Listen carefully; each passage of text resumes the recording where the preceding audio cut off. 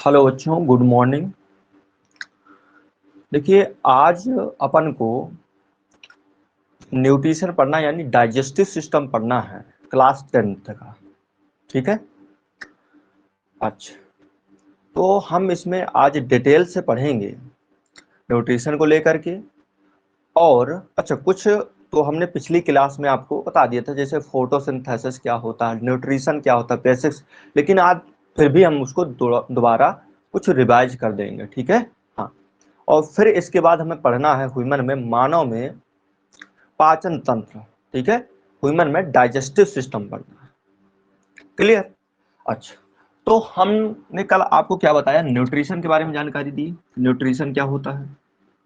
Nutrition nutrition यानी कि पोषण, यानी कि पोषण। पोषण क्या होता है? कोई भी जीवधारी जो कच्चे पदार्थों को भोजन के रूप में लेता है, उसे अपन लोग क्या कहते हैं? पोषण कहते हैं। कोई भी जीवधारी जो कच्चे पदार्थों को किसके रूप में लेता है? भोजन के रूप में लेता है। ठीक है। कच्चे कच्चे पदार्थों को भोजन के रूप में लेता है,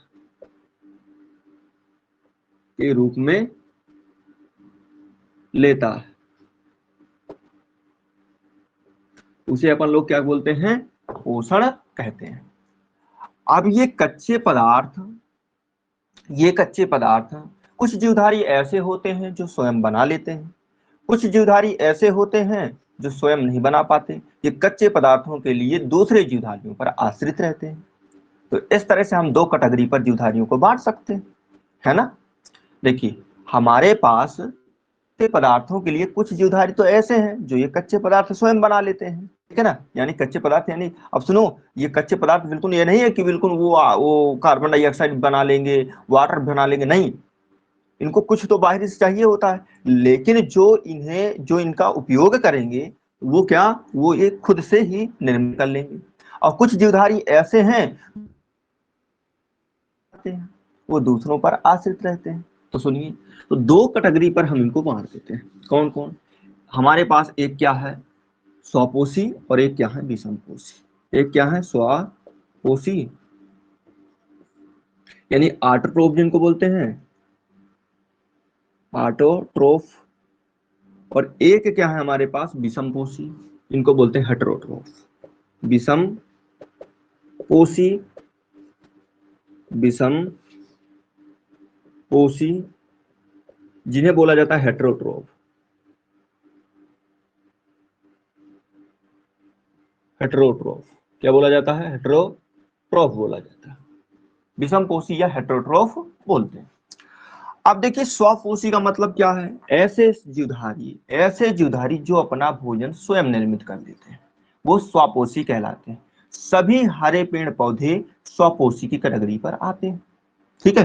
तो क्या सभी सभी जीवधारी जो अपना भोजन स्वयं बना लेते हैं, ऐसे सभी जीवधारी सभी जीवधारी जो अपना भोजन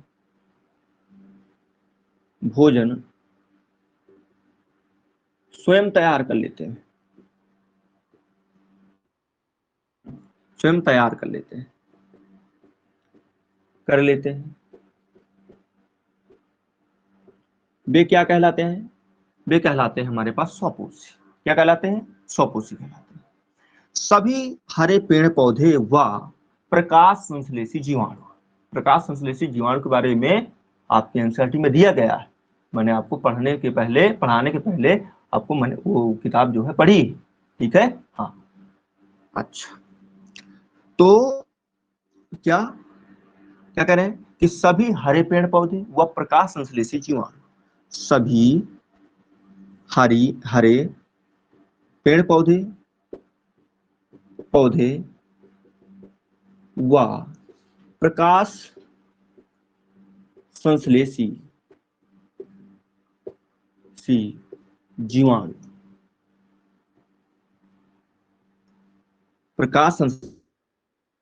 हरे पेड़ पौधे व प्रकाश संश्लेषी जीवाणु क्या होते हैं? स्वपोषी की कैटेगरी पर आते हैं। अच्छा, अब मैं तुमसे आपको एक बात बता दूं कि यहाँ पर स्वपोषी और विषमपोषी में अंतर आ सकता है, क्योंकि पिछले वर्षों में स्वपोषी तो ऑलरेडी आ चुका है, स्वपोषी हाँ ऐसे आया था, और विषमपोषी नहीं आया, तो पूछ सकता है कि स्वपोषी और विषमपोषी में अंतर क्या है। समझिए, मैं साथ साथ विषमपोषी को भी बताते जा रहा हूँ। ऐसे जीवधारी जो अपना भोजन स्वयं निर्मित नहीं कर पाते हैं, ऐसे ऐसे जीवधारी जो अपना भोजन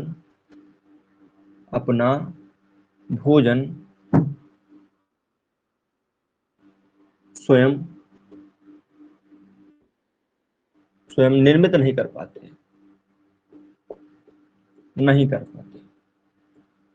कर पाते,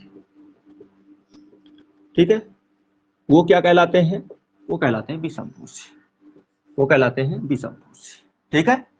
जैसे हरे पेड़ पौधों को छोड़ करके, हरे पेड़ पौधों व प्रकाश संश्लेषी जीवाणु को छोड़ करके सभी जीवधारी यहाँ पर शामिल कर सकते हैं, ठीक है। क्या इनके एग्जाम्पल में क्या है? हरे पेड़ पौधे, ठीक है, हरे लिखना ज्यादा ठीक है, क्योंकि एक पौधा है, कौन? अमरबेल, पौधा ही है, लेकिन वो क्या होता है? परजीवी होता है, दूसरों पर आश्रित होता है, आपकी बुक में ही दिया गया है। इसलिए हरे पेड़ पौधे लगाना बहुत जरूरी है। पौधे बस लगाने से दिक्कत हो सकती है, क्यों? ये पौधा क्या है? अमरबेल, जो दूसरे पौधों पर क्या होता है? निर्भर होता है भोजन के लिए, ठीक है, परजीवी के रूप में। तो सभी हरे पेड़ पौधों को छोड़कर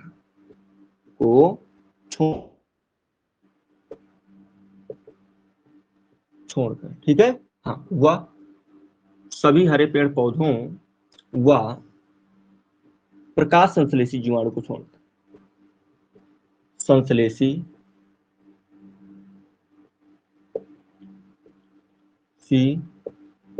जीवाणु को छोड़कर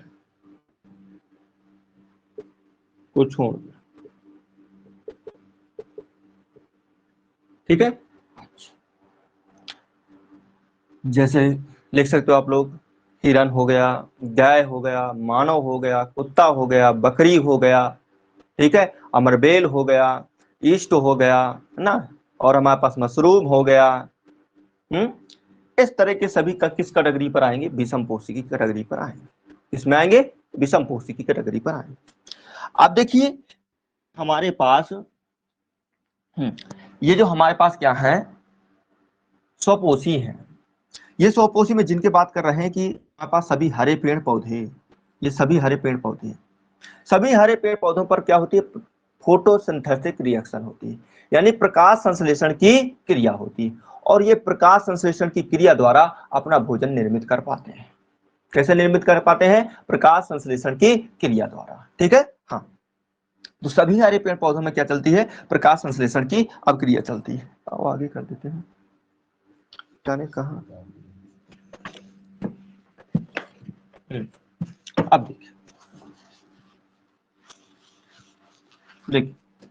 तो हरे पेड़ पौधों में क्या चलती है? प्रकाश संश्लेषण की अभिक्रिया चलती है, जिससे ये अपना भोजन निर्मित कर पाते हैं।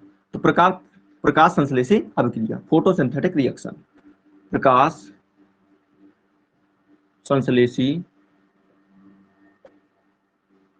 अभिक्रिया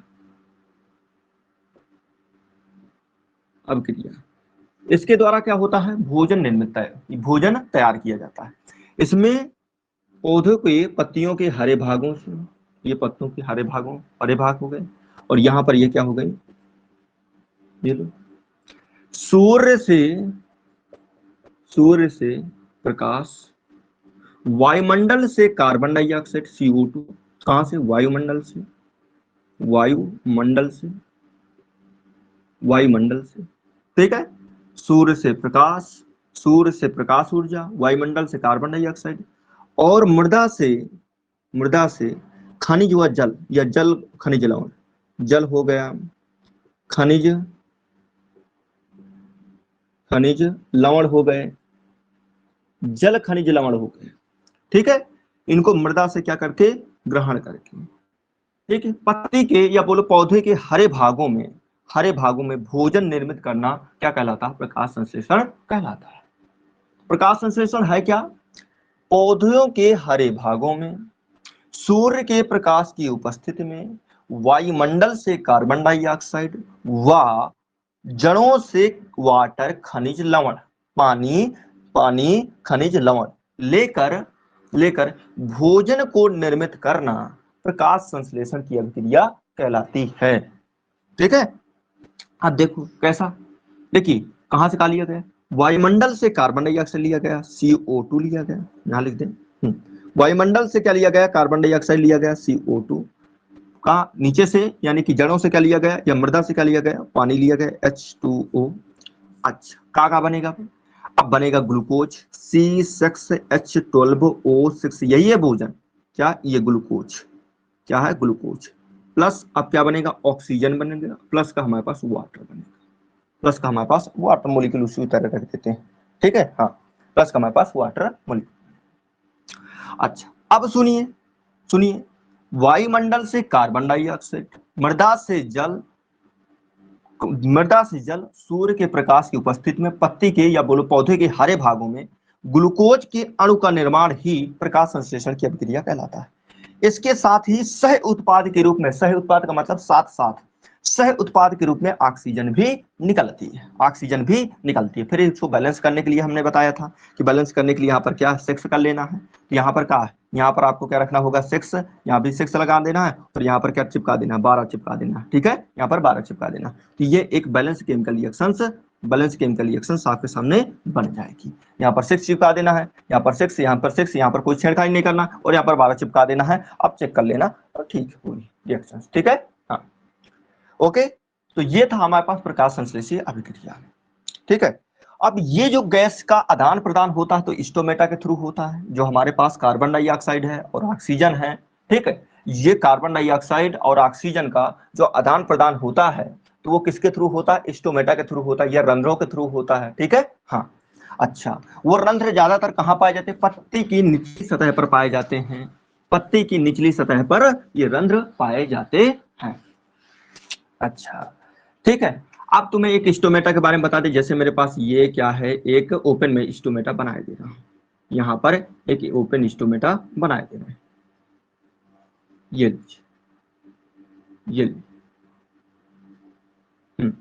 ये मैंने ओपन स्टोमेटा बना दिया। ये कौन सी कोशिका है? ये गार्ड सेल। कौन सी कोशिका है ये है गार्ड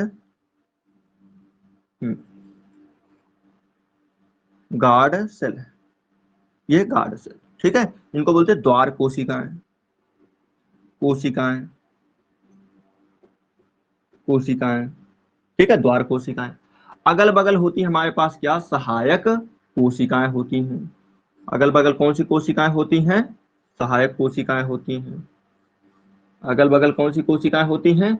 सहायक कोशिकाएं होती हैं। ये कौन सी कोशिकाएं हैं? ये हमारे पास सहायक कोशिकाएं, सहायक कोशिकाएं हैं, कोशिकाएं हैं।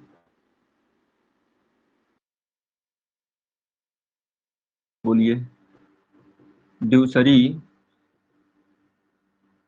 सेल बोलिए, सहायक कोशिका या सब्सिड्यूसरी सेल बोलिए। अच्छा, द्वार कोशिकाओं में या गार्ड सेल में क्या पाए जाते हैं? क्लोरोप्लास्ट पाए जाते हैं। क्या पाए जाते हैं? क्लोरोप्लास्ट पाए जाते हैं। ये क्या है? ये क्या है? क्लोरोप्लास्ट है। ये क्या है मेरे पास? ये है मेरे पास क्लोरोप्लास्ट, क्लोरो क्लोरोप्लास्ट है ना, हिंदी में क्लोरोफिल। ठीक है, ये है क्लोरोफिल। ठीक, तो ये हमने एक ओपन स्टोमेटा का टारकी बना दी। अच्छा, ये है स्टोमेटल पोर, ये जो मध्य में दिख रहा है ना, ये है मेरे पास क्या? स्टोमेटल पोर है। ये क्या है? स्टोमेटल पोर है। स्टोमेटल मेटल पोर, ये क्या है? स्टोमेटल पोर है। पोर है, यह स्टोमेटल पोर है। और इसी के द्वारा क्या होता है? ऑक्सीजन व कार्बन डाइऑक्साइड का आदान प्रदान होता है। ऑक्सीजन इन स्टोमेटा के थ्रू क्या निकल जाती है? बाहर निकल जाती है, और कार्बन डाइऑक्साइड इन्हीं स्टोमेटा के जरिए क्या हो जाती है, अंदर चली जाती है। ठीक है, ये तब ही हो पाएगा जब क्या होंगे, स्टोमेटा क्या होंगे, ओपन होंगे। ये तब ही संभव है जब स्टोमेटा क्या होंगे, ओपन होंगे। ठीक, हाँ। अब सुनिए क्या कह रहे हैं, क्या कह रहे हैं, देखिए जैसे हमारे पास ये लीफ, एक लीफ है हमारे पास, ये क्या है, एक लीफ है ऐसे, ये लीफ है, और इस लीफ को मैं क्या करूं, कट करूं। दोबारा बनाए, ये मेरे पास क्या है, एक लीफ है, ये लीफ को क्या करूं मैं, कट करूं, ऐसे कट करके इसको बाहर निकालूं, और मैं इसकी जो है संरचना यहाँ पर बनाऊं। तो देखिए सबसे ऊपरी तरफ क्या होती है, क्यूटिकल होती है ऐसे, नीचे तरफ भी क्या होगी, क्यूटिकल होगी। फिर हमारे पास क्या होती है, हमारे पास होती है मीजोफिल सेल, ऐसे करके जो दंडाकार आकृति की होती है, ऐसे क्या होती है, मीजोफिल सेल होती हैं, जो दंडाकार आकृति की होती है, इस तरह करके ये मीजोफिल सेल हैं, ये मीजोफिल सेल हैं। मध्योतक कोशिका, मध्योतक कोशिका, मध्योतक कोशिका, ठीक है, इस तरह की क्या है ये। अच्छा, ऊपर वाले क्या है, ये ब्लैकेट्स जो बनाया है, ये क्या है, क्यूटिकल है, क्यूटिकल है। आप हिंदी में भी बोल सकते हो क्यूटिकल, सेम नहीं। ये भी क्या है, क्यूटिकल। नीचे साइड का, नीचे साइड क्या मिलते हैं हमें, रंध्र देखने को मिलते हैं, इस तरह करके ये क्या मिलते हैं, रंध्र देखने को मिलते हैं। ये भी क्या है,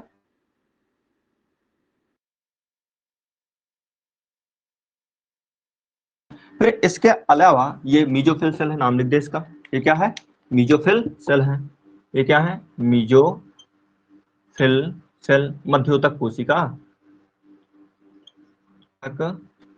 कोशिका, ये है हमारे पास क्या, मध्योतक कोशिकाएं हैं।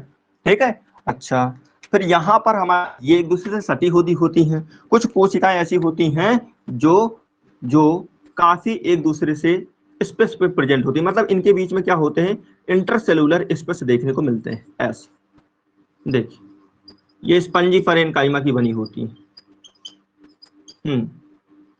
ऐसा। ठीक है, अब देखिए ये आपके स्टोमेटा हैं, ये आपके स्टोमेटा जो ये नीचे तरफ बनाए ना, ये है आपके स्टोमेटा, बनाने आना चाहिए भाई। ये क्या है, स्टोमेटा है, ये मेरे पास स्टोमेटा, जिनको बोलते हैं क्या, हिंदी में रंध्र कहते हैं, जिनको हिंदी में रंध्र कहते हैं। और इन्हीं के द्वारा क्या होता है, गैस का आदान प्रदान होता है, यानी क्या, ऑक्सीजन को बाहर निकाला जाता है और कार्बन डाइऑक्साइड को अंदर भेजा जाता है, यानी CO2 को अंदर भेजा जाता है। ठीक है, और सुनिए यहाँ पर देखिए एक खाली स्थान है, इसको बोलते हैं वायु गुहा या एयर कैविटी बोलते हैं। क्या बोलते हैं, वायु गुहा या एयर कैविटी बोलते हैं। तो ये देखो, ये जो खाली स्थान है, ये खाली स्थान है, ये खाली स्थान है, इसको वायु गुहा, वायु गुहा, गुहा या एयर कैविटी बोलते हैं, एयर कैविटी, एयर कैविटी बोलते हैं। इनको क्या बोलते हैं, एयर कैविटी बोलते हैं। ठीक है, क्या बोलते हैं, एयर कैविटी कहते हैं। अच्छा, अब सुन लो जरा, होता क्या है कि जब हमारे पास सुबह होता है, जब हमारे पास सुबह का समय होता है, उस समय पानी एब्जॉर्ब करके, कहां से, रूट से पानी एब्जॉर्ब करके पत्तियों पर बड़ी मात्रा में पहुंचा दिया जाता है। कहने का मतलब मेरे पास ये है कि जो अगल बगल की जो ये कौन सी कोशिकाएं बना रखे हैं, ये जो सहायक कोशिकाएं बना रखे हैं, यहाँ से पानी किन में चला जाता है, गार्ड सेल में चला जाता है। किन में चला जाता है, गार्ड सेल में चला जाता है। समझाते हैं आपको, ये क्या है, गार्ड सेल, ये सहायक कोशिकाएं हैं। गार्ड सेल में क्या पाए जाते हैं, क्लोरोप्लास्ट पाए जाते हैं। इनके अगल बगल जो कोशिकाएं होती हैं, ये क्या कहलाती है, सब्सिड्यूसरी सेल कहलाती हैं, या सहायक कोशिकाएं कहलाती हैं। होता क्या है इनमें कि जैसे मेरे पास ये एक गार्ड सेल इधर है, एक गार्ड सेल ये है, दूसरी गार्ड सेल ये है, दूसरी गार्ड सेल ये है। ठीक है, और ये अगल बगल क्या प्रेजेंट हमारे पास, सब्सिड्यूसरी सेल प्रेजेंट है, इस तरह करके, ये इस तरह करके सब्सिड्यूसरी सेल प्रेजेंट है, इस तरह करके, ऐसे करके ये क्या है, सब्सिड्यूसरी सेल प्रेजेंट है, इस तरह करके। ठीक है, अब होता क्या है कि इनसे वाटर जो है कहां से, सब्सिड्यूसरी सेल से किस में आ जाता है, गार्ड सेल में आता है। वाटर कहाँ आएगा, सब्सिड्यूसरी सेल से गार्ड सेल में आ जाता है। तो ये जो स्टोमेटा है ये ओपन हो जाते हैं, यानी स्टोमेटा खुल जाते हैं। खुलने का मतलब क्या हुआ, जब इसमें जाएंगे वाटर, इसमें पहुंच जाएगा तो ये क्या हो जाएंगे, टर्जिड हो जाएंगे, फूल जाएंगे, जैसे गुब्बारे फूल जाते हैं ना, ऐसे फूल जाएंगे। अब यहाँ और यहाँ फिक्स है, यहाँ और यहाँ पर क्या है, फिक्स है। अब फिक्स है, यदि यहाँ फिक्स है तो वाटर मॉलिक्यूल गया तो ये फूल जाएंगे, और यहाँ पर ये क्या हो जाएगा, ये छिद्र क्या हो जाएगा, ओपन हो जाएगा, यानी स्टोमेटा क्या हो जाएंगे, खुल जाएंगे। अब स्टोमेटा खुल गए हैं, स्टोमेटा खुल गए हैं, तो जैसे जैसे टेम्परेचर बढ़ेगा, यानी कि तापमान बढ़ेगा, जैसे जैसे क्या होता है, सुबह से दोपहर ही होती है, सुबह से दोपहर होता है ना, तो उस समय क्या होता है कि प्लांट का तापमान बढ़ेगा, पौधे का तापमान बढ़ेगा, तो जो पानी है, जो वाटर है, तो वो क्या हो जाएगा, गैस में कन्वर्ट हो जाएगा। अरे आप सिंपल भाषा में आप समझ सकते हो उसको। होता क्या है कि जैसे अपन लोग पानी को गर्म करते हैं रख करके, तो भाप में भाप बन बन करके उड़ती जाती है, यानी गैस में परिवर्तित होकर के पानी उड़ता जाता है लगातार, है ना। अच्छा, तो ऐसा ही इसमें होता कि जैसे जैसे टेम्परेचर बढ़ता है, टेम्परेचर बढ़ने के साथ साथ जो वाटर मॉलिक्यूल्स हैं, तो वाटर मॉलिक्यूल्स गैस में परिवर्तित हो जाते हैं, और गैस के रूप में परिवर्तित होकर कहां पर पहुंच जाते हैं, ये पहुंच जाते हैं एयर कैविटी में। कहां पर पहुंच जाते हैं, ये पहुंच जाते हैं एयर कैविटी में, ऐसे एयर कैविटी में पहुंच जाते हैं, और ये गैस के रूप में क्या करते हैं, बाहर निकलते हैं। यानी कि वाटर किसके रूप में निकलता है, गैस के रूप में बाहर निकलता है। वाटर किसके रूप में निकलता है बाहर, गैस के रूप में बाहर निकलता है। इसी को बोलते हैं अपन लोग ट्रांसपाइरेशन, यानी कि वाष्पोत्सर्जन। वाष्पोत्सर्जन तुमसे पूछा जाएगा कि है क्या, तो क्या कहोगे, गैसीय अवस्था में पानी का पत्ती की सतह से बाहर निकलना है, वाष्पोत्सर्जन कहलाता है। ठीक है, तो ये क्या है हमारे पास, H2O निकलेगा गैसीय अवस्था में, इसी को बोलते हैं क्या, वाष्पो उत्सर्जन बोलते हैं। ठीक है, वाष्पो उत्सर्जन बोलते हैं, वाष्पो उत्सर्जन, वाष्पो उत्सर्जन, यानी ट्रांसपाइरेशन बोलते हैं, पाइरेशन बोलते हैं, क्या बोलते हैं, ट्रांसपाइरेशन बोलते हैं। तो क्या कहोगे, गैसीय अवस्था में वाटर मॉलिक्यूल का पत्ती की सरफेस से निकलना, पत्ती की सरफेस या स्टोमेटा से बाहर निकलना क्या कहलाता है, वाष्पोत्सर्जन कहलाता है। ठीक है, हाँ, तो ये भी बातें हो गई। अब जैसे पानी का लॉस हो जाएगा, यानी कि यहाँ से गार्ड सेल से पानी जो है किसके, वेपर की अवस्था में, गैस की अवस्था में उड़ गया, तो पानी की यहाँ पर कमी होगी, तो ये क्या हो जाएंगे, सिकुड़ जाएंगे। ये क्या हो जाएंगे, सिकुड़ हो जाएंगे, मतलब जो ये फूले हैं स्टोमेटा, ये सिकुड़ जाएंगे। सिकुड़ जाएंगे तो स्टोमेटा क्या हो जाएंगे, बंद हो जाएंगे। बंद हो जाएंगे तो वाटर का जो लॉस हो रहा था, तो वाटर का लॉस रुक जाएगा। जो वाटर की हानि हो रही थी, जो पानी की हानि हो रही थी, वो हानि क्या हो जाएगी, रुक जाएगी। ठीक है, हाँ, अब बात आपको क्लियर हो चुकी होगी। ठीक है, अच्छा, तो यहां तक की बातें काफी हैं, अब बढ़ते हैं अपन लोग आगे। ठीक है, हाँ, चलो।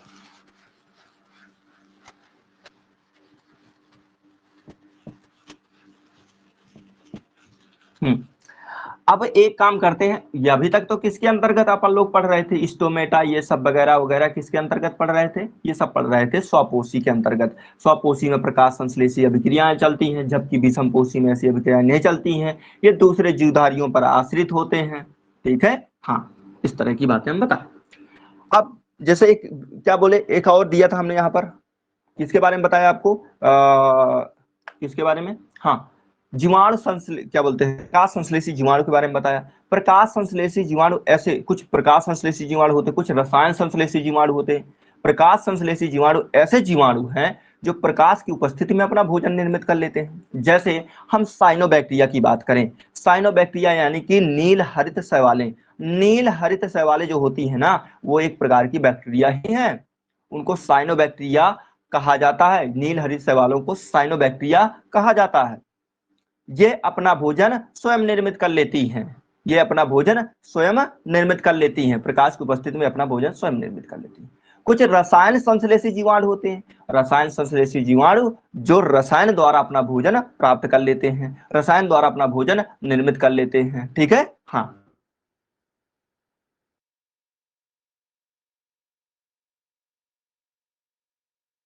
जाना वाना, ठीक है, हाँ। अब आइए विषम पोषी में, जैसे तुम्हें बताया, विषम पोषी में हेटेरोट्रॉफ जिसको बोलते हैं, विषम पोषी, विषम पोषी, इसको बोलते हैं क्या, हेटेरोट्रॉफ, ट्रॉफ। होता क्या है, जो दूसरे जीवधारियों से अपना भोजन प्राप्त करे, क्या होते हैं, ऐसे जीवधारी जो अपना भोजन खुद स्वयं न निर्मित कर पाए और दूसरे जीवों से प्राप्त करें। ठीक है, अधिकांशतः कैसे प्राप्त करते हैं? पौधों से प्राप्त करते हैं। अच्छा, अब सुन लो, इसमें भी कुछ जीवधारी ऐसे हैं पचाया हुआ भोजन लेते हैं, और कुछ जीवधारी ऐसे हैं जो अपने शरीर के अंदर ही पचाते हैं। जो बहुत सिंपल प्रकृति के होते हैं, वो क्या, जो बहुत निम्न कोटि के होते हैं, वो पचा पचाया हुआ भोजन लेते हैं। हाँ, आपके एनसीईआरटी में डिस्कशन है, पूछा जा सकता है भाई। तो कुछ दो प्रकार के देखिए, इसमें भी हम अगर जो बांटे, अगर जो हम देखें तो देखो, वहां पर अगर जो भोजन लेने के अनुसार बोले तो तीन प्रकार चला जाएगा। ठीक है, लेकिन अगर जो हम कहते हैं कि पचे पचाए हुए भोजन या खुद पचाने के खुद पचाने के आधार पर भोजन की प्रकार के हो जाएंगे। कैसे? एक तो ऐसे जुधारी होते हैं जो अपना अवशोषित करेंगे, जैसे अपन लोग उच्च कोटि के जीवधारी हैं। हमें का अपना भोजन स्वयं निर्मित करते नहीं, पेड़ पौधों से प्राप्त करते नहीं, हम तो रोटी बना लेते हैं, ये बना लेते हैं। अरे वो अलग बात है यार, तुम मॉडिफाइड करके खाते हो, रूपांतरित करके खाते हो, है ना, वो बात अलग है। ठीक है, हाँ, ऐसा तो नहीं कि गेहूं, धान, बाजरा, दालें आप खुद पैदा करते हो, है ना, खुद आप, है ना, आपके हाथों से बन रहा, है ना।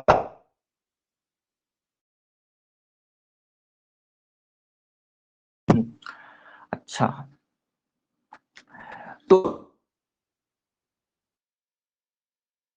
होते जिनके जिनका जो डाइजेस्टिव सिस्टम है वो इवॉल्व होता है, यानी कि वो क्या होता है, विकसित होता है, तो वो बाहर से लेते हैं और शरीर के अंदर पचाने का कार्य करते हैं। ठीक है, जैसे हिरन हो गया, शेर हो गया, गाय हो गया, कुत्ता हो गया, बिल्ली हो गया, मानव हो गया, ये सब के अंदर डाइजेस्टिव सिस्टम है, तो ये भोजन को लेते हैं और शरीर के अंदर पचाते हैं। लेकिन लेकिन जैसे हम बात करें ईस्ट की, हम बात करें फंजाई की, हम बात करें मशरूम की, इनके अंदर कोई डाइजेस्टिव सिस्टम नहीं होता है। ये बाहर से पचे पचाए हुए भोजन को अंदर लेते हैं। पहले बाहर अपने एंजाइम स्रोबित कर देंगे, और एंजाइम स्रोबित कर दिया तो बाहर भोजन पच जाता है। बाहर अपने एंजाइम स्रोबित कर दिए और फिर पचे पचाए भोजन को ये लेते हैं। फंजाई हो गया, जिसके फंजाई में क्या बात करें, मशरूम हो गया, ईस्ट हो गया, ये ऐसे जीव हैं, ये ऐसे जीव हैं जो पचे पचाए भोजन को, यानी डाइजेस्टेड, सीधे लेते हैं। ठीक है, हाँ। अब देखिए, इसमें भी अगर जो हम बांटे तो वो कहा आता, शाकाहारी आता, मांसाहारी आता, सर्वाहारी आता, विषमपोषी में। ठीक है, तीन कैटेगरी में बांट सकते हैं, तीन कैटेगरी में अपन लोग बांट सकते हैं। ठीक है, जस्ट मिनट रुको। हम्म,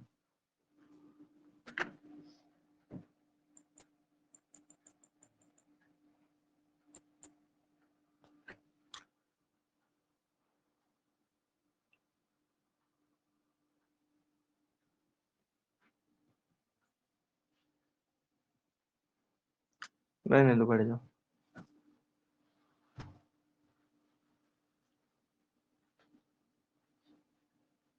देखिए जरा, तो इसको भी तीन कैटेगरी पर बांट सकते हैं।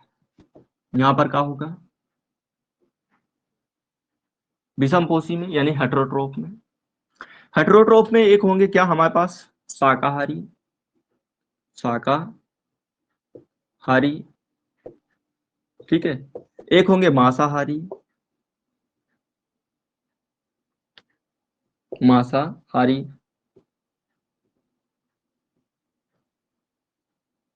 हम्म, मांसाहारी, और एक होंगे हमारे पास सर्वाहारी। एक होंगे हमारे पास क्या, सर्वाहारी। तो तीन कैटेगरी पर हमने बांट दिया। एक होंगे हाँ शाकाहारी, शाकाहारी, शाकाहारी, एक होंगे मांसाहारी और एक होंगे सर्वाहारी। ठीक है, अच्छा, हार्बीवोर्स, कार्निवोर्स, ओमनिवोर्स। ठीक है, इस तरह करके इनको इंग्लिश में बोल देते हैं, हार्बीवोर्स, कार्निवोर्स और ओमनिवोर्स। ठीक है, हाँ। अब देखिए, शाकाहारी क्या होते हैं, वे सभी जीवधारी जो अपना भोजन हरे पेड़ पौधों से प्राप्त करते हैं, वो क्या कहलाते हैं, शाकाहारी कहलाते हैं। ठीक है, वे सभी, दूसरा हम मार्कर उठा लें, वे वे सभी जीव जीव जो अपना भोजन भोजन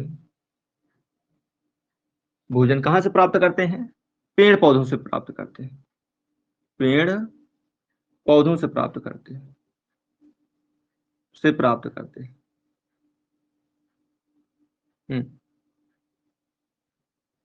करते हैं, ठीक है, पेड़ पौधों से प्राप्त करते हैं। वो सभी किसके अंतर्गत आ जाएंगे? शाकाहारी की कैटेगरी पर आ जाएंगे। एग्जाम्पल में जैसे शेर, कुत्ता, गाय, बकरी, हिरन, ना ना ना बहुत ज्यादा उस तरह ले लिया, कहाँ ले? देखिए कौन कौन हमारे पास शाकाहारी की कैटेगरी पर, जैसे हो गया बकरी, हो गया भैंस, हो गया हिरन, हो गया खरगोश, हो गया, ये सब क्या होते हैं? शाकाहारी होते हैं, ठीक है। तो क्या बोले? हाँ, हिरन हो गया, हिरन, ठीक है, बकरी, गाय, गाय, गाय, ठीक। अच्छा, और कौन है? हिरन हो गया, बकरी हो गया, गाय हो गया, भैंस हो गई, ये सब क्या होते हैं? शाकाहारी होते हैं। क्या होते हैं? ये सब के सब शाकाहारी होते हैं। फिर मांसाहारी की बात करें, ऐसे जीवधारी, ऐसे जीवधारी जो सभी शाकाहारियों को खाते हैं। शाकाहारी का मतलब हिरन, बकरी, गाय, भैंस, इनको खाते हैं। वे सभी जीवधारी, वे सभी जीवधारी धारी जो जो अपना भोजन भोजन किनसे प्राप्त करते हैं? सभी शाकाहारियों से प्राप्त करते हैं। सभी शाकाहारी, सभी शाकाहारी हारी से प्राप्त करते हैं, प्राप्त करते हैं।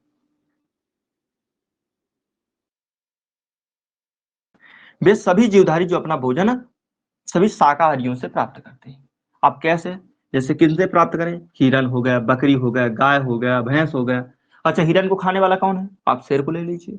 बकरी को खाने वाला कौन है ना? चीता वगैरह है, इस तरह के ले सकते हो एग्जाम्पल। गिद्ध हो गए हैं। हाँ, तो क्या लिख सकते हैं यहाँ पर? शेर। अच्छा, कुछ तो जीवधारी दोनों खाते हैं ना। हाँ, तो एग्जाम्पल में क्या है? शेर, शेर हो गया, ठीक है। अच्छा, गिद्ध हो गया, गिद्ध हो गया। और एग्जाम्पल मांसाहारी के, ठीक है, शेर हो गया, गिद्ध हो गया, भेड़िया हो गया, भेड़िया हो गया, ठीक है ना। इस तरह के लिख दो भाई, जो जो आपको ध्यान आ रहे हैं।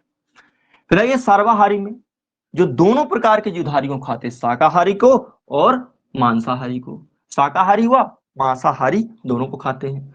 बेजीवधारी, बे जंतु, ऐसा लिख दो, बे जंतु, जंतु जो शाकाहारी हारी व मांसाहारी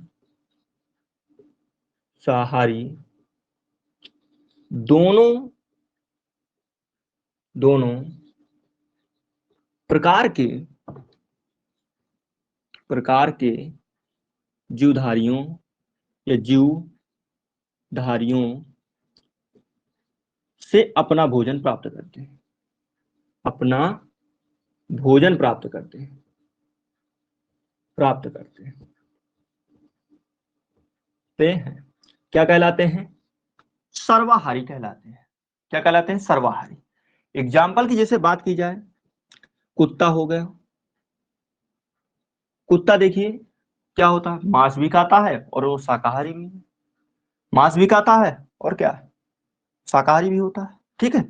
मानव की बात करिए, का मानव प्योर शाकाहारी होता है? का कुछ होते हैं ऐसे कि जो का है शाकाहारी होते हैं, कुछ मांसाहारी होते हैं। तो क्या बोल दो? मानव, ठीक है। बिल्ली बोल दो, है ना। बिल्ली चूहो खा जाए, बिल्ली चूहा भी खा जाएगी और तुम्हारे घर का दूध भी पी जाएगी, है, तुम्हारे घर की रोटी भी खा जाएगी। दोनों बातें हैं, ठीक है। हाँ, तो कुत्ता, मानव, बिल्ली, इस तरह की एग्जाम्पल लिख सकते हो, ठीक है। मैं यहाँ आदि लगा देता हूँ, ठीक। तो ये सब कैटेगरी किसकी है? विषम पोषी की है। ये सब कैटेगरी किसकी है? विषम पोषी की, ठीक है। अच्छा, आगे सुनो भाई, ये हो गया। अच्छा, अब इसके बाद अपन को क्या पढ़ना है? अपन को पढ़ना है, एक आपके एग्जाम्पल दिया गया यहाँ पर कि जीव अपना पोषण कैसे करते हैं। क्या पढ़ना है? जीव अपना पोषण कैसे करते हैं। देखिए, तो अमीबा में पोषण बता रखा है।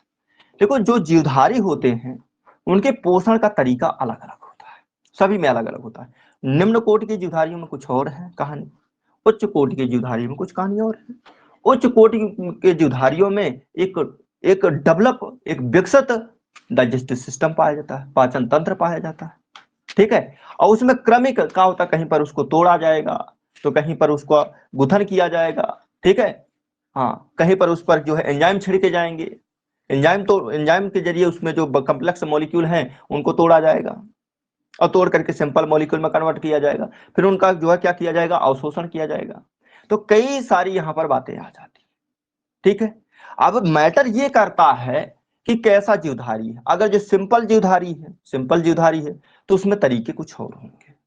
जैसे कि यहाँ पर एक आपके एनसीईआरटी में समझा रखा है कि अमीबा में भोजन ग्रहण, ठीक है, अमीबा में भोजन ग्रहण, आप देखो समझा दे रहे हैं आपको, ठीक है। अमीबा में पोषण, ठीक है, अमीबा में पोषण समझा रखा है।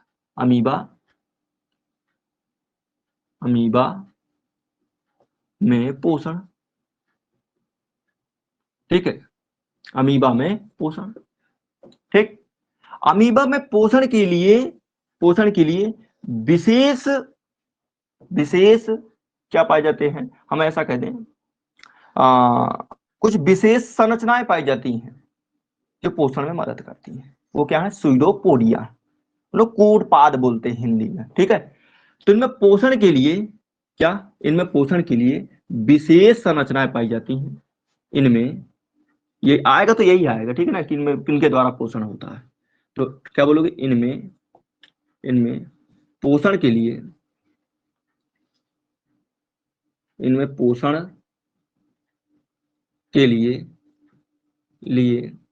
विशेष संरचनाएं पाई जाती हैं, विशेष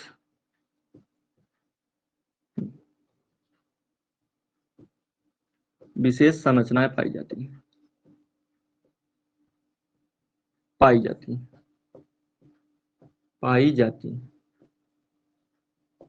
जिन्हें क्या बोलते हैं, सुइडोपोडिया बोलते हैं, जिन्हें सुइडोपोडिया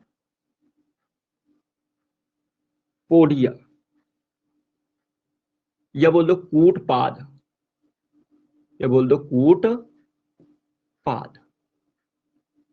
ठीक है, ये बोल दो कूटपाद, सुइडोपोडिया या कूटपाद कहते हैं। आओ थोड़ा समझा देते हैं क्या होता है कूटपाद। वैसे मान लेते हैं एक मेरे पास ये अमीबा है, ये मेरे पास क्या है, एक अमीबा है, थोड़ा और चलने वाला।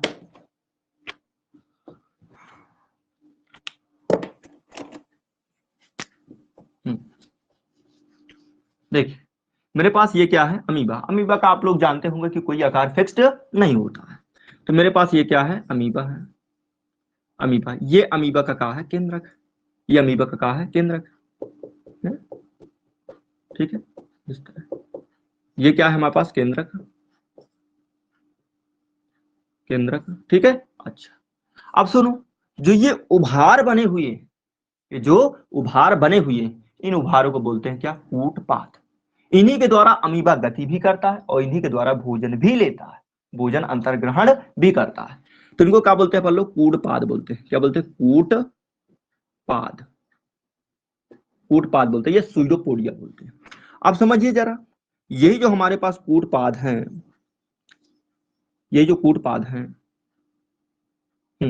यहाँ पर केंद्र, ये जैसे भोजन है, ये भोजन मेरे पास कहाँ गए, यहाँ पर आया कहीं। ये क्या है, फूड है। ये क्या है, फूड यानी कि भोजन कणिका, ठीक है। फूड ग्रेन्यूल्स बोल दो आप, ठीक। अच्छा, ये क्या है, कूटपाद। ये कूटपाद क्या करेंगे, इस भोजन को घेरेंगे चारों ओर से, इस भोजन को क्या करेंगे, चारों ओर से घेरेंगे। देखिए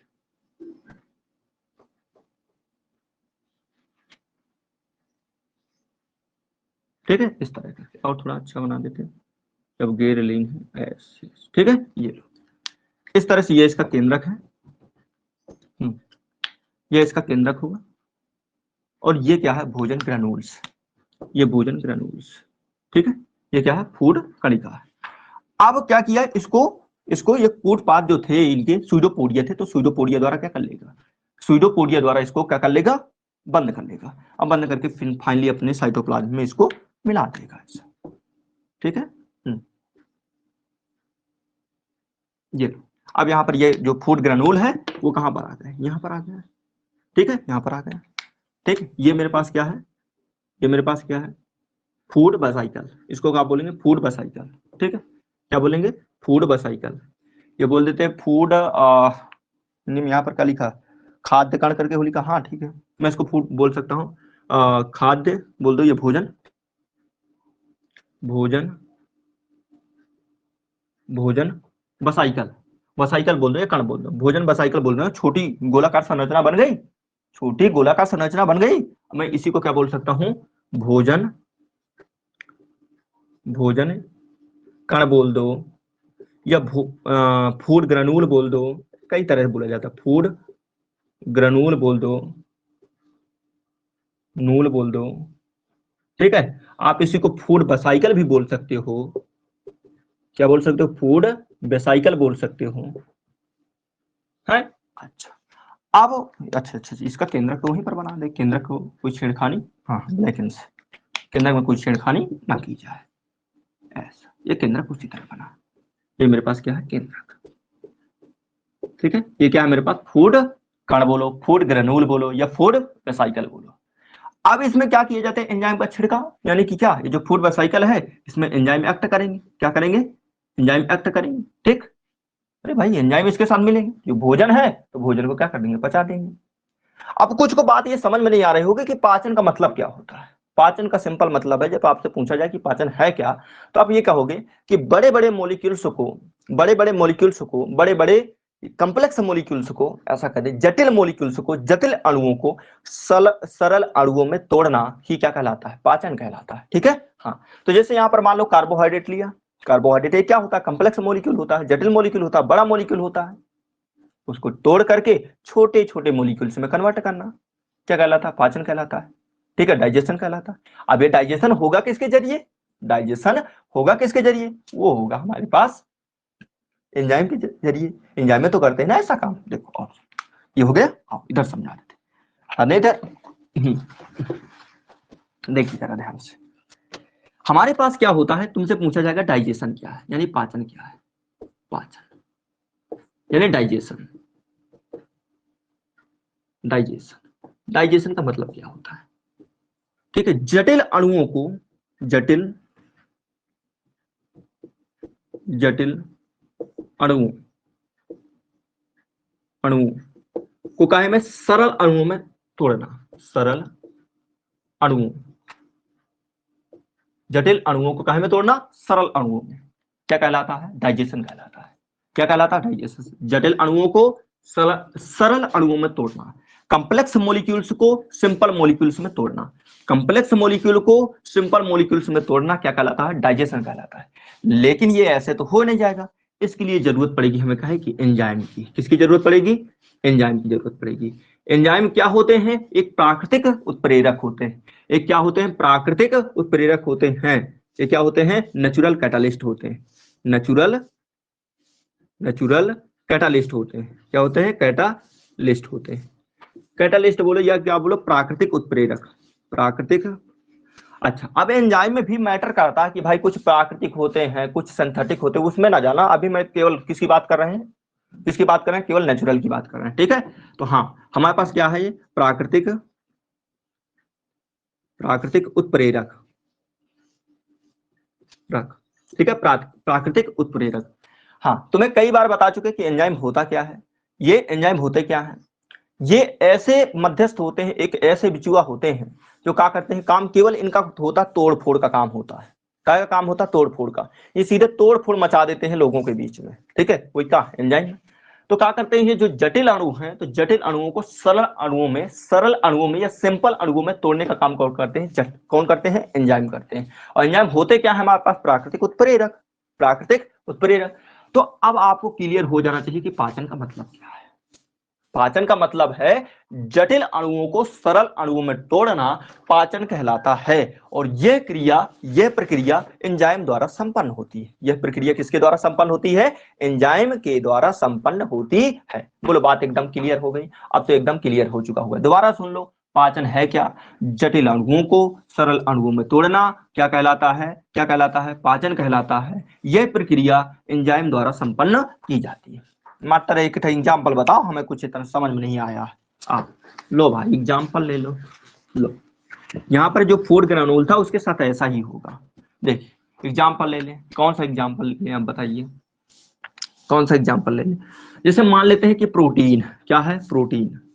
प्रोटीन एक कॉम्प्लेक्स मॉलिक्यूल में आता है। प्रोटीन काहे का बना होता है? अमीनो एसिड का मिलकर बना होता है। अमीनो एसिड मिलकर के क्या बनाती है? प्रोटीन बनाती है। ठीक है, तो एक एग्जाम्पल की तरीके में बात बताऊं यहाँ पर, तो क्या होगा? प्रोटीन हम्म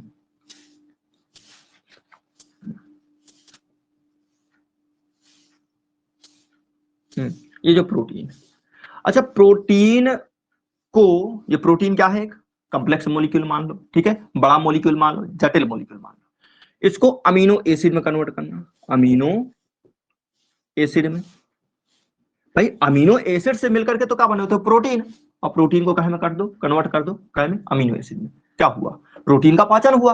अब इसके परिवर्तन के लिए क्या चाहिए? हमें एंजाइम चाहिए। तो यहाँ पर काम करते हैं प्रोटियोज enzyme.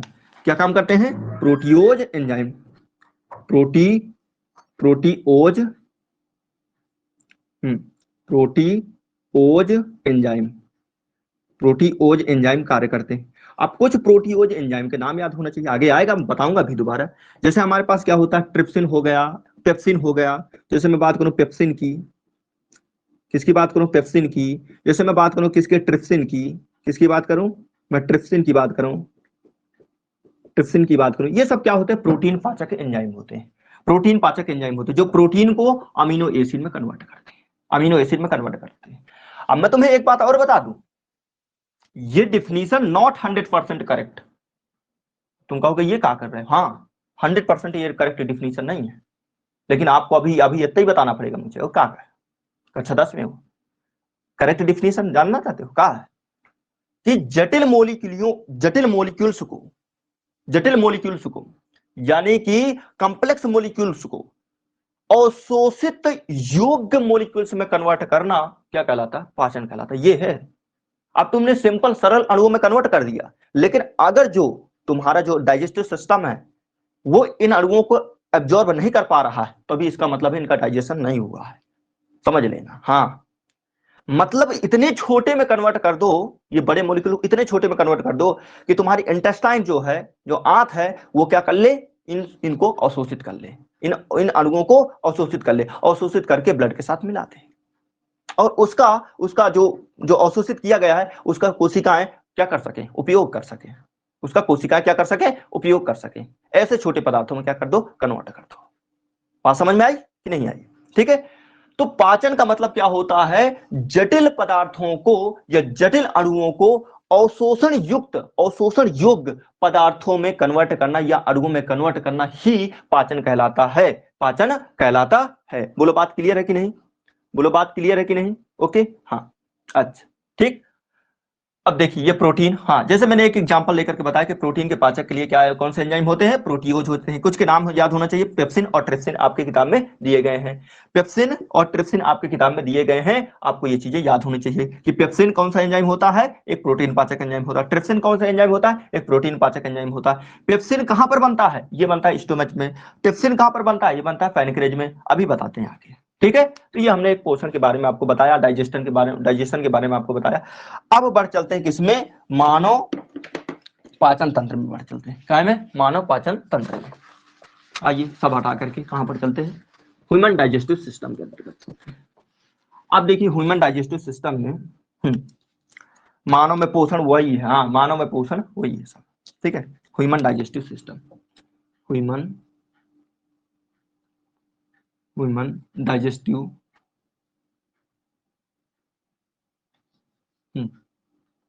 Human digestive system, human digestive system. ठीक है, मानव में पाचन तंत्र, मानव में पाचन तंत्र में पाचन तंत्र, मानव में पाचन तंत्र। अब देखिए मानव में पाचन तंत्र के अंतर्गत क्या क्या आता है। एक आती है हमारे पास एलिमेंट्री कैनाल और आती है सहायक पाचन ग्रंथियां, दो चीजें आती हैं। तो पहले मैं एक बार रिव्यू कर दूं। देखिए इसके अंदर क्या क्या आता है। एक आता है हमारे पास एलिमेंट्री कैनाल, आहार नाल जिसको बोलते हैं, और एक आती है हमारे पास सहायक पाचन ग्रंथियां। क्या आती हैं? सहायक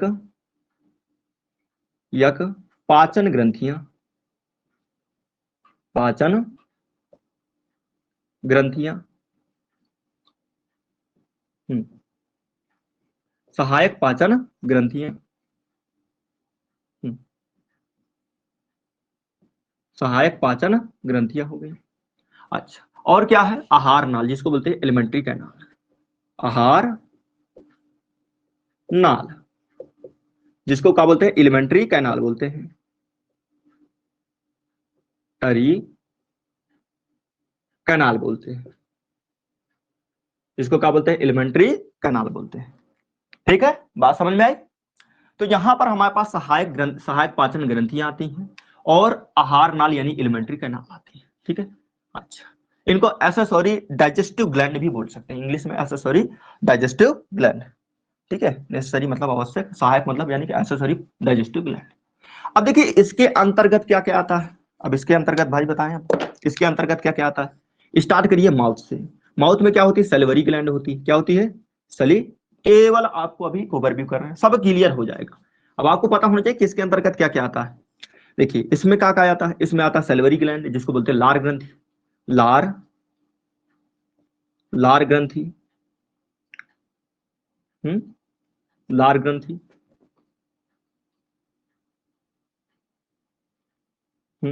यानी कि salivary gland, salivary gland, salivary gland. ठीक है, यानी लार ग्रंथि हो गया। दूसरा नंबर में माउथ से हो गया, माउथ से फाइनल हो गया। आइसोफेगस में होता नहीं, आइसोफेगस स्टोमच में कछु है नहीं। फिर आगे बढ़ो, आगे बढ़ो, आप लोग उठाओ किसको? उठाओ लीवर को, यानी क्या? यकृत जिसको बोलते हो, यकृत। हम्म यकृत, यकृत यानी कि लीवर को उठा लो। ठीक है, किसको उठा लो? आप लोग लीवर को उठा लो। अच्छा, यकृत के बाद आप चलिए किसमें? पैनक्रेज में, यानी कि अग्न्याशय में, अग्न्याशय में, सय में, अग्न्याशय में चलिए जिसको बोलते हैं क्या? पैनक्रेज, पैनक्रेज। क्या बोलते हैं? पैनक्रेज बोलते हैं। हमारे शरीर की सबसे बड़ी डाइजेस्टिव ग्लैंड कौन सी है? यकृत, यानी कि लीवर है। क्या है? लीवर है, ये गलती लिखी, लीवर। सही तो लिखा था, लीवर। हम्म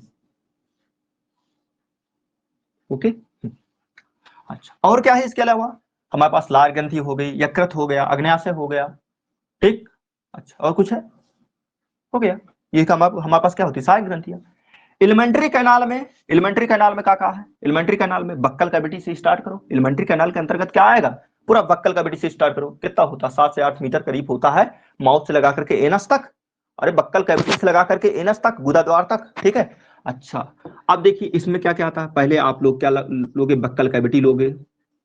बक्कल, बक्कल कैविटी यानी कि मुख गुहा, हिंदी में लिखते हैं मुख गुहा,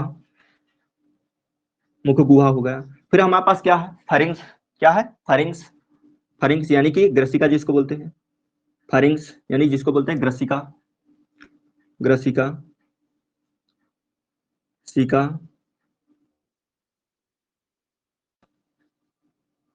फरिंग्स। ठीक है, इसको बोलते हैं बक्कल कैविटी, बक्कल कैविटी। क्या बोलते हैं? Buccal cavity. ठीक है, फिर आएगा ग्रसनी। क्या आएगा? ग्रसनी, ग्रसनी जिसको बोलते हैं ऑइसोफेगस, ऑइसोफेगस, सोफेगस, फेगस। फिर क्या आता है हमारे पास? स्टोमच यानी अमाशय, अमाशय, अमाशय। ठीक है, जिसको बोलते हैं स्टोमच। फिर इसके बाद क्या आती है? बड़ी आंत, फिर छोटी आंत। बड़ी आंत, हाँ बड़ी आंत में भी अलग अलग भाग है, तो वहां पर अभी ना जाओ, ध्यान देते जाओ। ठीक है, बड़ी आंत, आंत, बड़ी आंत यानी large intestine, large intestine, large intestine. फिर हमारे पास क्या है, दिख रहा है यहाँ पर, हाँ दिख जाएगा। फिर क्या, छोटी आंत, ठीक आंत, ठीक है, छोटी आंत यानी कि small intestine, small, small,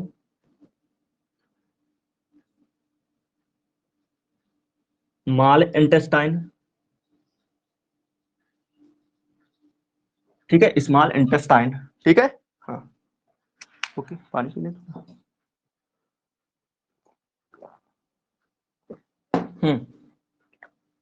okay, देखिए तो क्या, देखिए मानव में पाचन तंत्र के अंतर्गत क्या क्या आता है, सहायक ग्रंथियां आती हैं और आहार नाल आता है। सहायक ग्रंथियों में लार आती है, लार ग्रंथि हो गई यानी सल्वरी ग्लैंड हो गई, यकृत यानी लीवर हो गया, पैनक्रेस हो गया, ठीक है।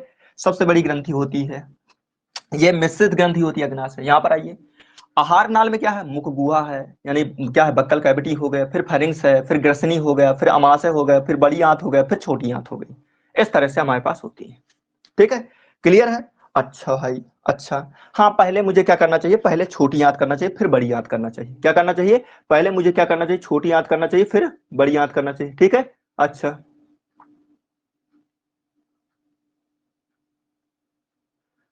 इसोफेगस को ग्रसनी कहते हैं, हाँ मैंने ग्रसनी तो लिखा है, सही तो लिखा है। इसोफेगस, देख लो हिंदी सही है कि नहीं। यहाँ पर ग्रसिका, यहाँ पर ग्रास नली, यहाँ पर ग्रसिका, अरे उरेक ठीक है, से ठीक है, सही है। लो हिंदी में कहाँ रख, इसको बोलते हैं ग्रास नली, अच्छा इसको बोलते हैं ग्रसनी हिंदी में है। हेलो, मैं बना दे रहा हूँ भाई। यहाँ पर क्या है मेरे पास, यहाँ पर क्या है, ग्रस, ग्रसनी, ग्रसनी, इसको बोलते हैं ग्रसनी और इसको बोलते हैं ग्रास नली। हाँ ठीक है, वो सही था यार, ठीक है। हिंदी में वहां थोड़ा अंतर होता है। मैं तो कहता हूँ आप ये याद रखो, फेरिंक्स और आइसोफेगस, दिस इज अ वेस्ट भाई, जो आगे भी काम करने वाला है। अब आप लोग कहाँ, ठीक। तो क्या है हमारे पास, बक्कल कैविटी, फिर फेरिंक्स, फिर आइसोफेगस, फिर स्टोमच, फिर लार्ज इंटेस्टाइन, फिर स्मॉल इंटेस्टाइन, फिर क्या होगा, स्मॉल इंटेस्टाइन। ध्यान देना, पहले स्मॉल इंटेस्टाइन आता, फिर लार्ज इंटेस्टाइन आता, ओके। हाँ, अब इसको मैं हटा रहा हूँ, आपको एक ओवरव्यू दे दिया कि यहाँ पर पढ़ना क्या क्या है आपको, ठीक है। ह्यूमन डाइजेस्टिव सिस्टम में क्या क्या आता है, अब समझिए कहाँ पर क्या होता है, इसमें अब बात करें अपन लोग। कहाँ पर क्या होता है, अब इसमें अपन लोग बात करते हैं।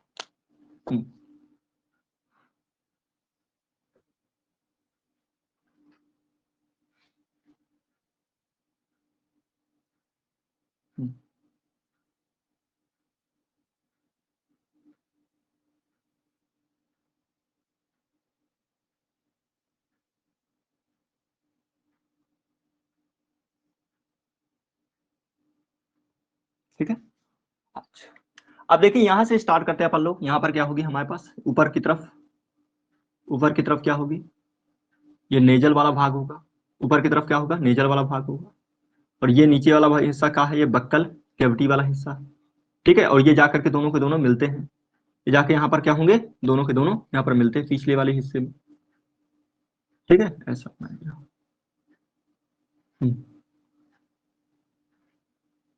ठीक है।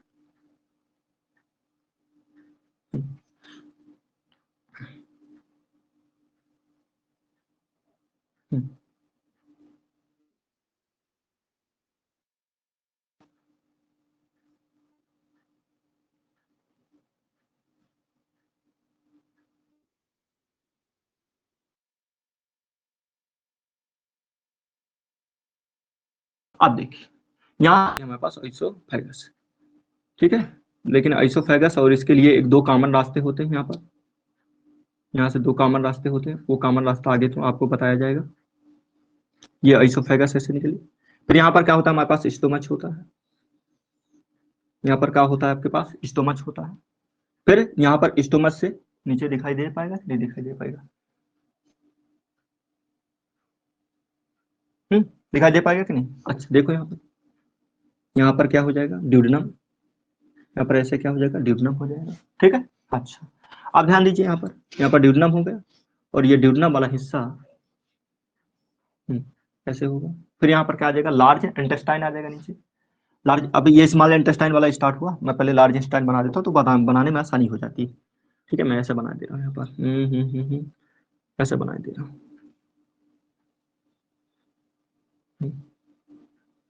शायद यहाँ पर नीचे दिखे नहीं आपको, कोई बात नहीं, मैं वहां तक दिखाऊंगा आपको।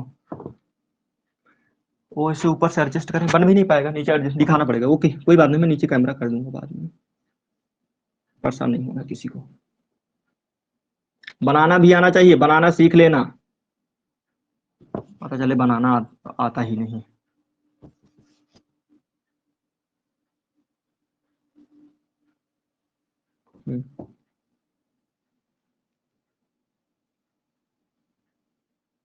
ठीक है ऐसे। हम्म हम्म हम्म, ठीक है, ओके। यहाँ पर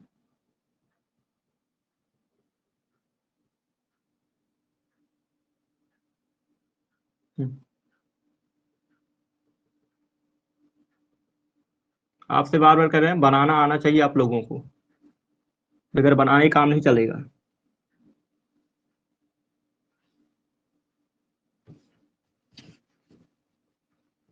हम्म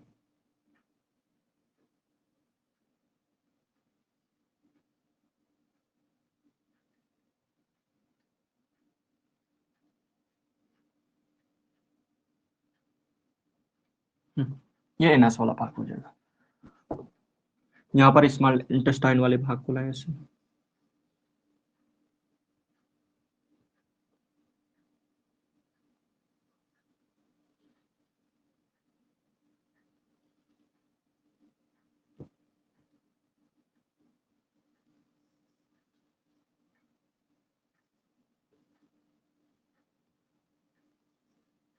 हम्म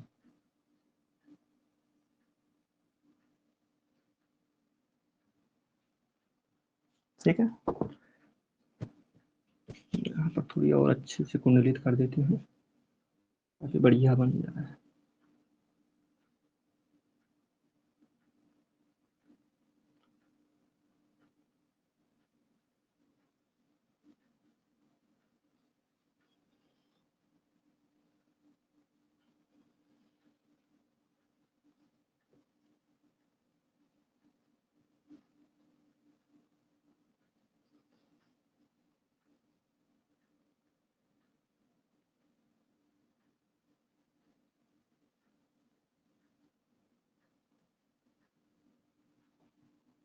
इस तरह से बना दिया। यहाँ पर होती है अपेंडिक्स, परेशान ना होइएगा, मैं वहां पर एक कैमरा काटूंगा।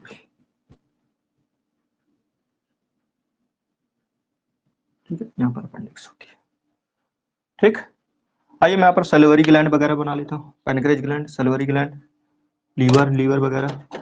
आइए यहाँ पर क्या होगा, हमारे पास लीवर होगा।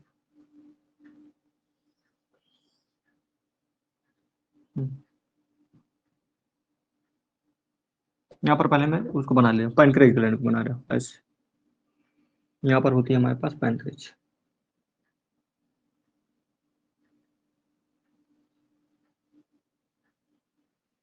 इस तरह का।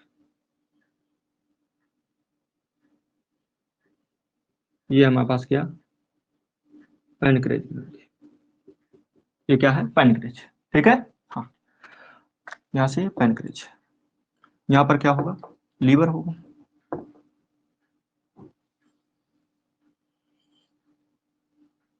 यहाँ पर लीवर होगा। ठीक है, यहाँ पर पित्त वगैरह होंगे। यहाँ पर, अच्छा ये दो भागों में बांट देते हैं, दो खंड, दो लोब में ऐसे।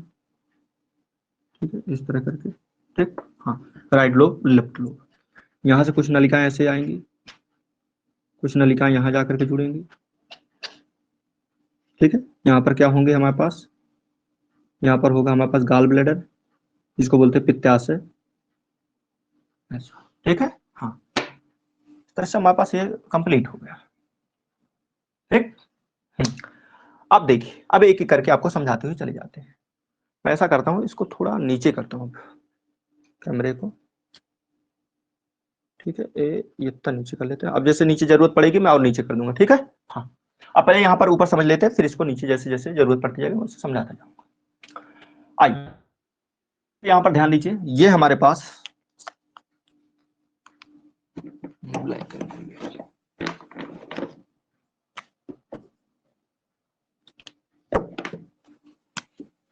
चलो कोई बात नहीं।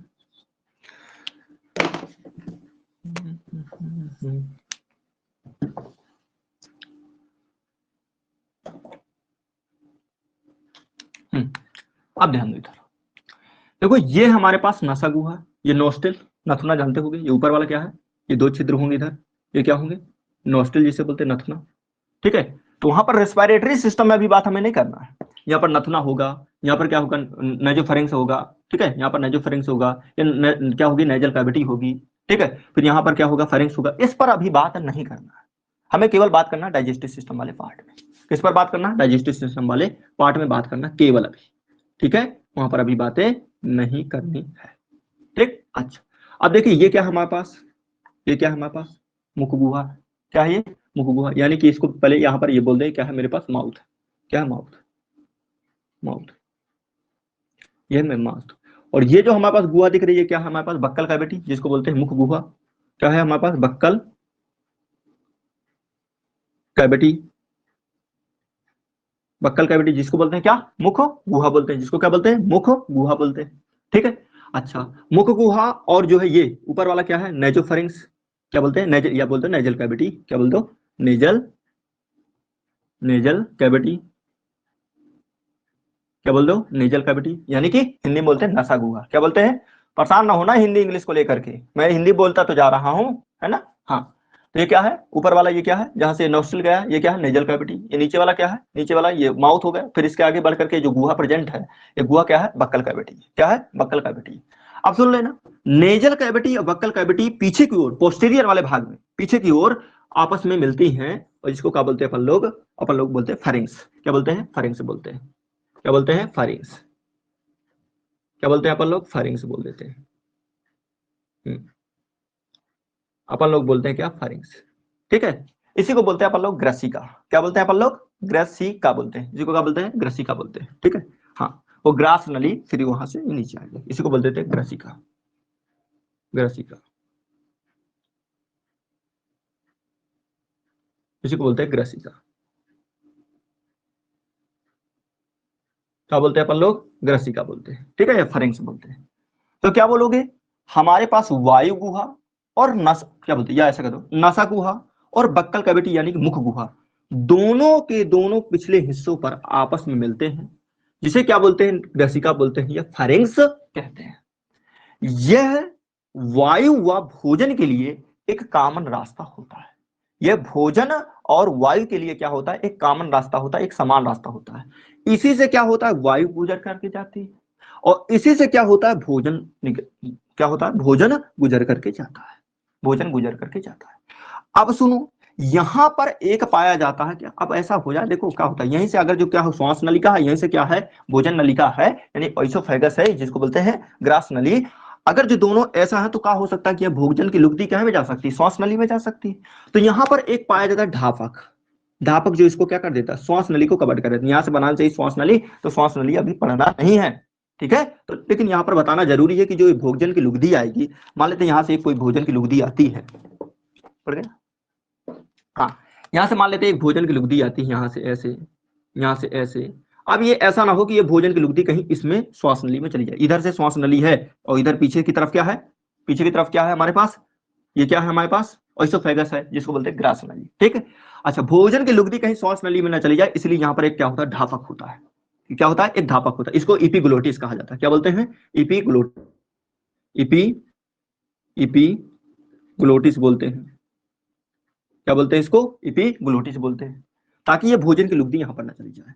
अब ये भोजन की लुगदी यहाँ से होते हुए कहाँ जाती है, यहाँ पर किसमें, ओइसोफेगस वाले रीजन में, ये क्या है, आइसोफेगस वाले रीजन। अच्छा, ये भोजन की लुगदी को क्या कहा जाता है, बोलस बोला जाता है। क्या बोला जाता है, बोलस बोल सकते हैं, ठीक है।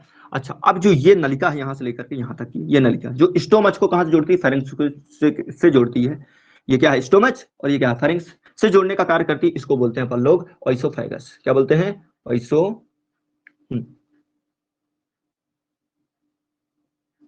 फैगस बोलते हैं।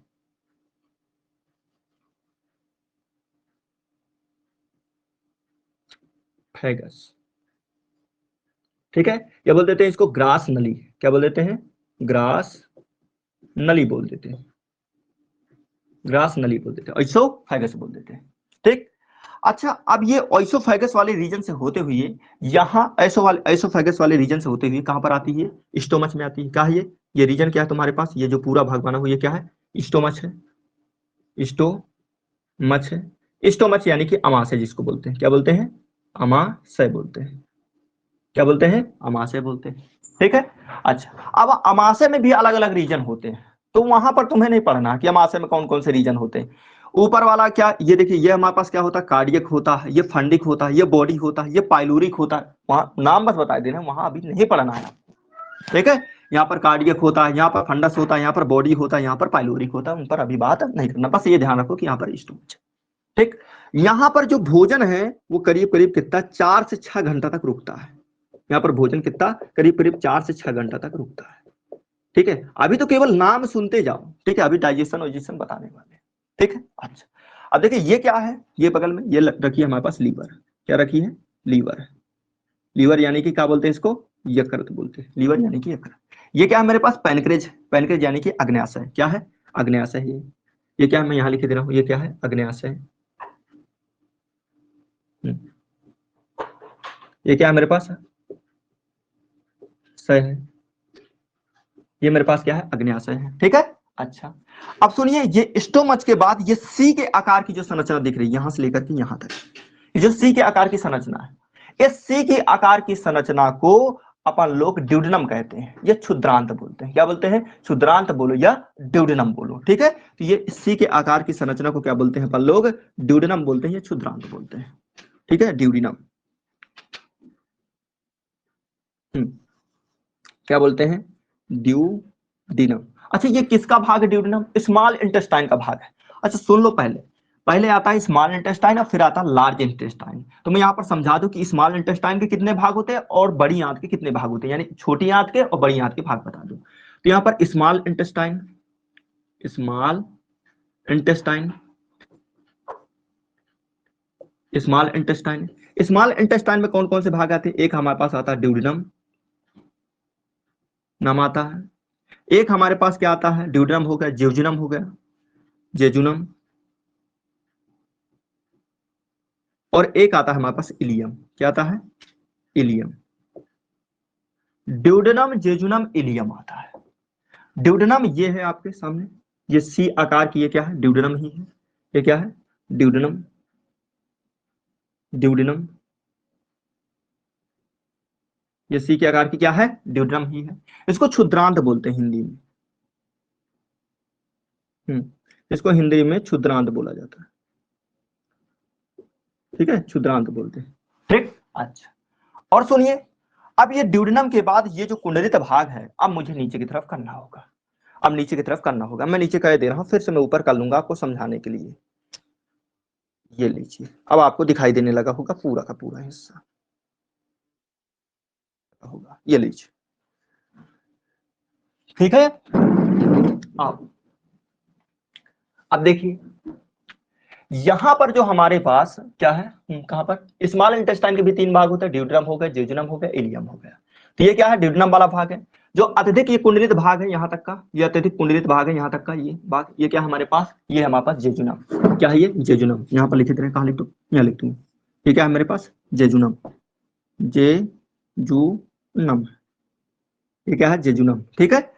अब इसके बाद जेजुनम के वाले भाग के बाद यहाँ पर जो ये कुंडलित भाग दिखाई दे रहा है बीचों बीच, ये क्या है हमारे पास, डेडनम हो गया, जेजुनम हो गया, अब आता है इलियम। क्या आता है, इलियम, इलियम, ठीक है। जेजुनम और जीजुनम की मुझे इंग्लिश वो हिंदी पता नहीं है, हिंदी पता नहीं भाई, जेजुनम और इलियम की मुझे हिंदी पता नहीं है, ठीक है, जो बात है तो ठीक है।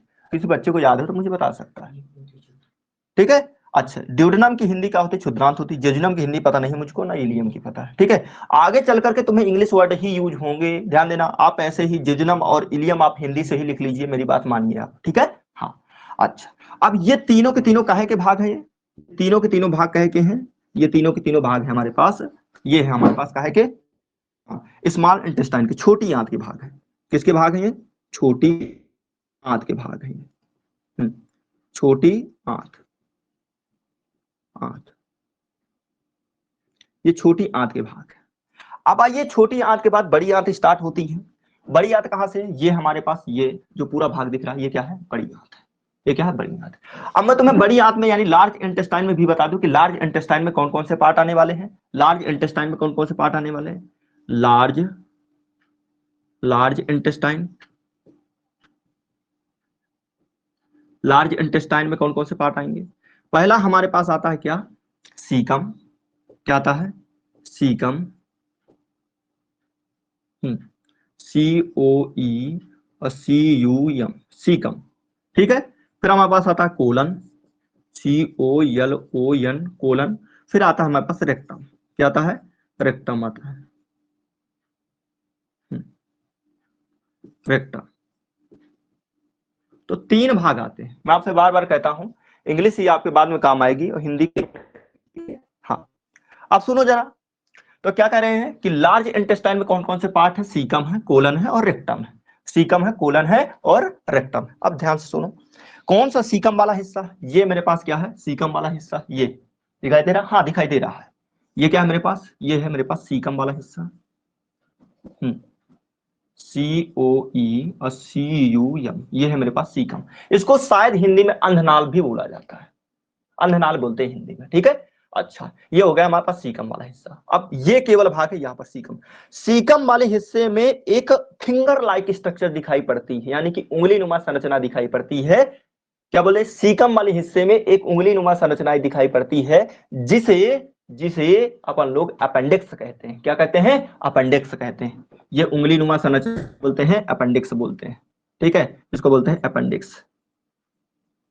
क्या बोलते हैं? अपेंडिक्स बोलते हैं, या परिपेशिका बोल करके बोलते हैं। बच्चों क्या बोलते हैं इसको हिंदी में? हाँ, परिपेशिका, अवशेषिका, पता नहीं कुछ परिशेषिका ऐसा करके कुछ है ना, परिशेषिका बोलते हैं। हाँ, तो परि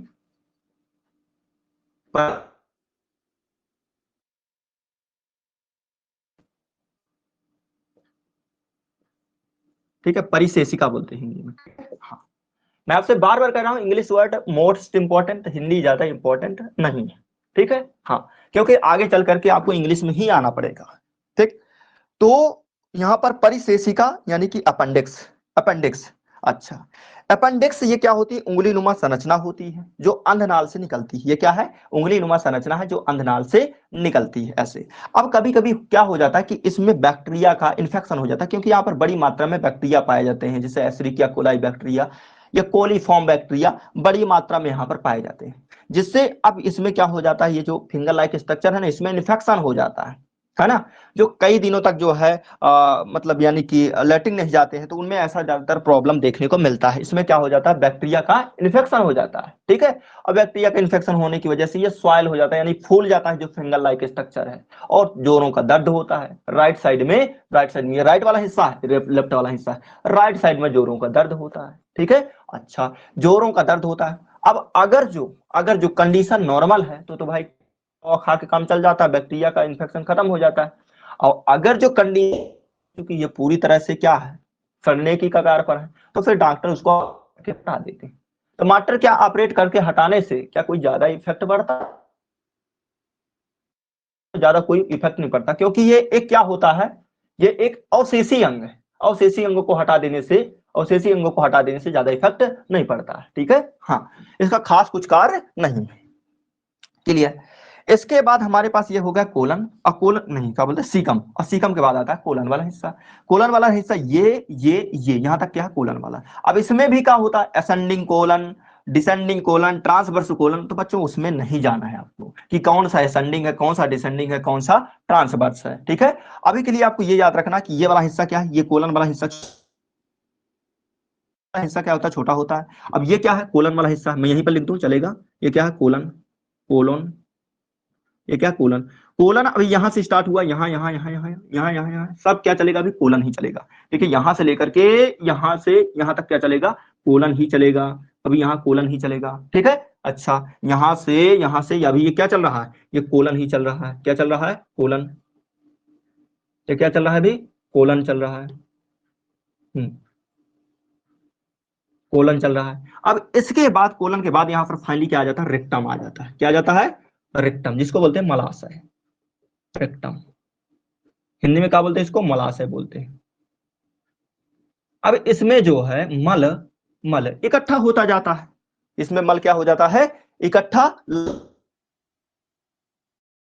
पर इसको क्या कर दिया जाता है, मल को पास आउट कर दिया जाता है, समय समय पर इस मल को क्या कर दिया जाता है, यहां से पास आउट कर दिया जाता है। यहां पर स्फिनेक्टर पाए जाते हैं, स्फिनेक्टर पर होते हैं, क्या बोले, यहाँ पर कुछ स्पिनेक्टर पाए जाते हैं जो मस्तिष्क के कंट्रोल पर होते हैं, और ये मस्तिष्क के कंट्रोल के अकॉर्डिंग ही क्या करते हैं, खुलते व बंद होते हैं। ठीक है, तो मैंने आपको यहाँ पर इसका जो बेसिक स्ट्रक्चर है इसके बारे में आपको समझाया, ना कि अभी ये समझाया कि यहाँ पर कौन सा, यहाँ पर ये एंजाइम एक्ट करता है, ना यहाँ पर ये समझाया कि ना यहाँ पर ये एंजाइम एक्ट करता है, ना भी बताया कि पित्त यहाँ से निकलेगा तो क्या इफेक्ट डालेगा, यहाँ से पैनक्रियाज कौन कौन से एंजाइम स्रावित करता है, मैंने अभी ये कोई बातें नहीं बताई है। ना मैंने यहाँ पर बताया कि हमारे पास जो ये क्या है, दीवाल है इसकी, ये क्या है, जो दीवाल है, ये दीवाल कौन कौन से एंजाइम स्रावित करती है, इसके बारे में मैंने आपकी कोई जानकारी नहीं दिया।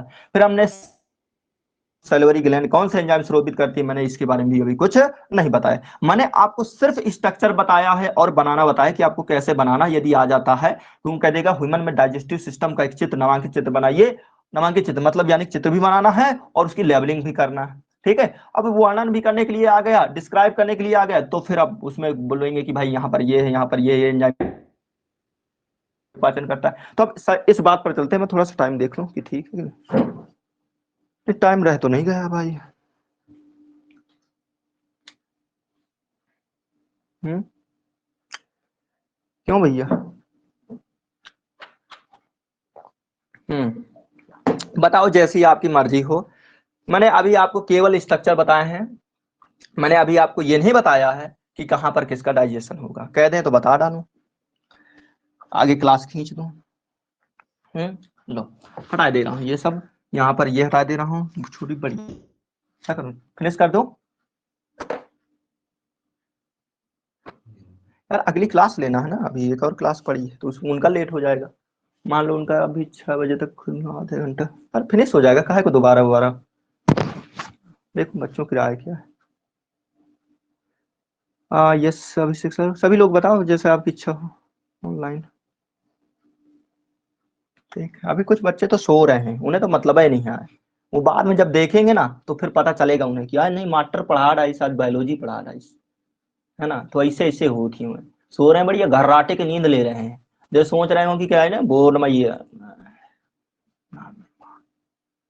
ठीक है, चलो अच्छा, अब एक बात करो, मैं मेरी बात मानो, सुनो मेरी बात, ऐसा करो, मजा ना खराब करो, है ना, जल्दी जल्दी मैं क्या कर दूं कि आपको समझा ना पाऊं बढ़िया अच्छे से, तो ऐसा करते हैं, ना हो तो कल क्लास ले ले, है ना, इसी के ऊपर से आज आप लोग ऐसा सीख लेना, इसको बनाना, क्या कर लेना, इसको बनाना एक बार सीख लेना, जैसे मैंने बनाया खटाखट खटाखट, ये ऐसा, और लेबलिंग सीख लेना, और जहां जहां पर होता है किसका क्या कहां पर है, मैं ये सब चीजें आपको बता दूंगा। ठीक है, हाँ बोलो, बात क्लियर है कि नहीं है, है, हाँ, और सभी लोग 4 बजे से आ जाया करो, सब सोते रहते हो, अबे बहुत लोग सो रहे हैं, अबे बहु लोग सो रहे हैं, है ना, सबको नींद लगी है, क्या करें भाई। ठीक है, क्लियर है।